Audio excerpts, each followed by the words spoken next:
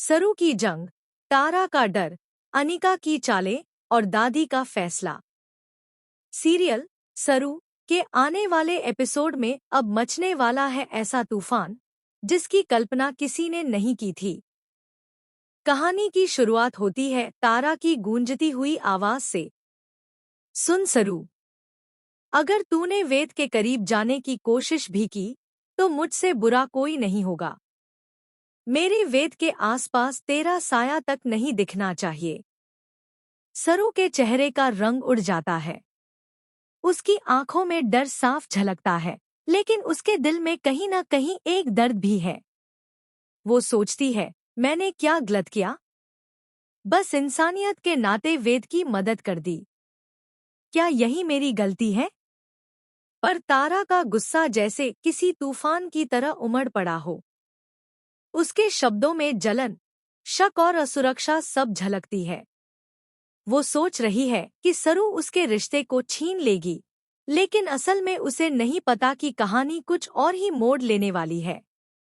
अब जहां एक तरफ तारा अपनी झूठी शान और पुरानी सोच में फंसी हुई है, वहीं दादी ने सबको चौंका देने वाला फैसला कर लिया है।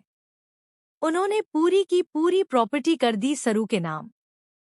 घर में जैसे बम फट गया हो। अनिका के होश उड़ गए।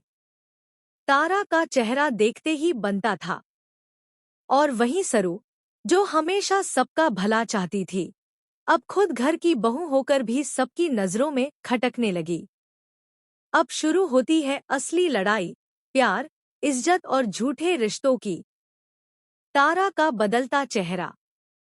तारा हमेशा से सोचती आई है कि सरू उनके स्टेटस की नहीं। वो कहती है, हमारी हैसियत में नहीं आती ये लड़की। न तो हमारी तरह बोलती है, न पहनती है, न सोचती है। ये हमारे परिवार का हिस्सा नहीं बन सकती। लेकिन हकीकत यह है कि तारा खुद अपने डर और जलन में डूबी हुई है। उसे लगता है कि वेद की दुनिया में अब सरू की जगह बनती जा रही है। और यह बात उसे अंदर से तोड़ रही है। अब वह किसी भी कीमत पर सरू को इस घर से निकालना चाहती है। वो हर वक्त नई चालें चल रही है, और इस बार उसे अनिका का साथ मिल गया है। अनिका, जो खुद मासूम चेहरा दिखाकर घरवालों के बीच जहर घोल रही है। अनिका की चाल और दादी का रहस्य। दूसरी तरफ, दादी का फैसला सबके लिए एक रहस्य बन गया है। क्यों उन्होंने सारी प्रॉपर्टी सरू के नाम कर दी? क्या दादी को किसी साजिश का पता चल चुका है?